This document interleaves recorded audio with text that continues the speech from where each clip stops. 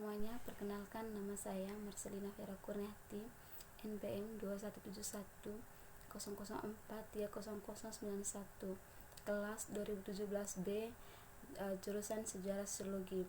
Di sini saya akan menjelaskan hasil PPT yang saya buat. Yang pertama, bagaimana hubungan keterkaitan antara nilai, norma, dan moralitas dalam kehidupan masyarakat.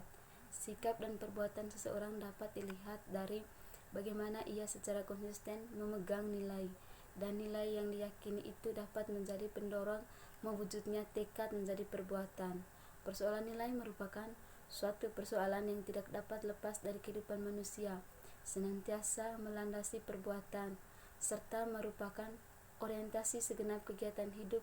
Adalah persoalan nilai manusia perbuatan karena ada sesuatu yang diinginkan apabila yang diinginkan itu dapat tercapai. Persoalan nilai merupakan persoalan filsafat yang rumit sekaligus menarik karena sering bermakna ganda, dan liku-liku menarik karena amat luas ruang lingkupnya serta menyangkut seluruh kehidupan manusia. Hubungan nilai dan norma dalam masyarakat.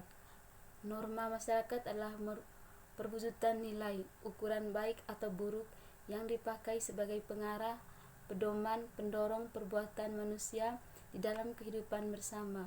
Wujud nilai, ukuran baik buruk itu mengatur bagaimana seharusnya seseorang itu melakukan perbuatan. Dikatakan wujud nilai karena antara norma dan nilai itu berhubungan erat, bahkan merupakan satu kesatuan, terutama nilai kebaikan. Nilai dan norma mengantarkan masyarakat ke arah yang lebih baik. Manusia dalam tingkah dalam perbuatannya digerakkan oleh nilai-nilai. Ini berarti nilai sebagai suatu yang dicita-citakan memberi arah bagi aktivitas manusia. Norma masyarakat adalah suatu perwujudan nilai, ukuran baik atau buruk yang dipakai sebagai pengarah, pedoman, pendorong perbuatan manusia di dalam kehidupan bersama. Wujud nilai, ukuran baik buruk itu mengatur bagaimana seharusnya seseorang itu melakukan perbuatannya. Norma merupakan suatu perwujudan aktif dari nilai. Sebagai pengertian abstrak, nilai berarti suatu keberhargaan atau suatu kualitas yang patut dimiliki seseorang. Batasnya yang bercocok sosial dan memiliki perilaku yang sudah ada dalam suatu kelompok masyarakat dan memiliki batasan wilayah tertentu.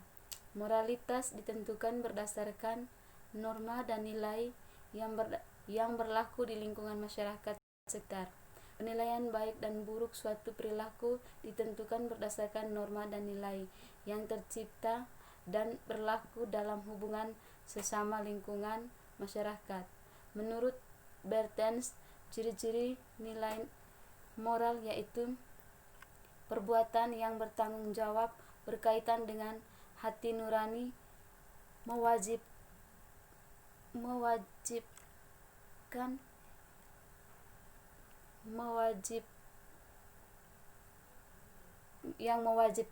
2. Mengapa sering terjadi penyimpangan moralitas bersumber dari nilai dan norma? Karena moral adalah salah satu bagian dari nilai, yaitu nilai moral.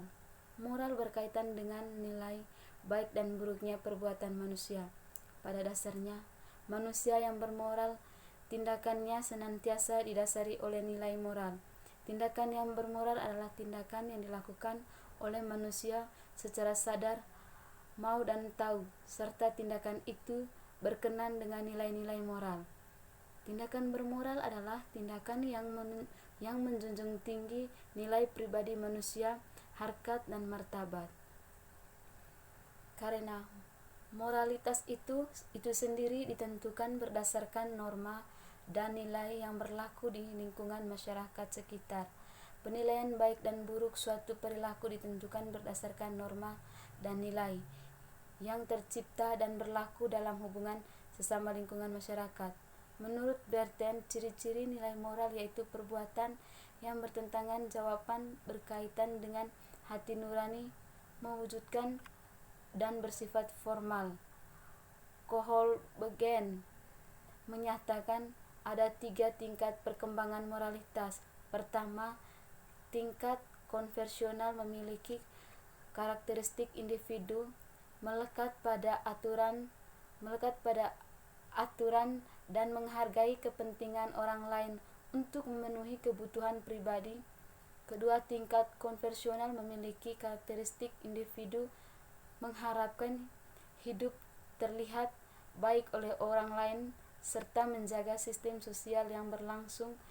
Ketiga, tingkat pasca konversional memiliki karakteristik individu relatif menjunjung tinggi aturan dalam memihak kepentingan dan kesejahteraan bersama, serta individu mengikuti aturan yang sesuai dengan asas hukum universal. Dalam konteks agama Islam menurut Yatmin, perilaku yang baik dan pantas disebut dengan akhlak yang mudah, yaitu perilaku manusia yang mulia. Ketiga, bagaimanakah seharusnya manusia mengimplementasikan nilai dan norma dalam moralitas agar tidak terjadi degradasi moral? Moral berasal dari bahasa Latin atau mores yang berarti kebiasaan atau adat. Dalam bahasa Inggris, kata mores masih dipakai dalam arti yang sama, yaitu kebiasaan. Mores berasal dari bahasa Latin yang berarti kebiasaan atau adat. Dalam bahasa Inggris, kata mores artinya sama, yaitu kebiasaan. Mores juga mempunyai arti yang sama dengan moralitas, yang dalam bahasa Latin disebut dengan moralis atau moral, merupakan kata yang sudah menjadi warna dalam kehidupan kita sehari-hari. Apalagi akhir-akhir ini banyak sekali fenomena sosial yang mengharuskan orang untuk berbicara mengenai kata tersebut.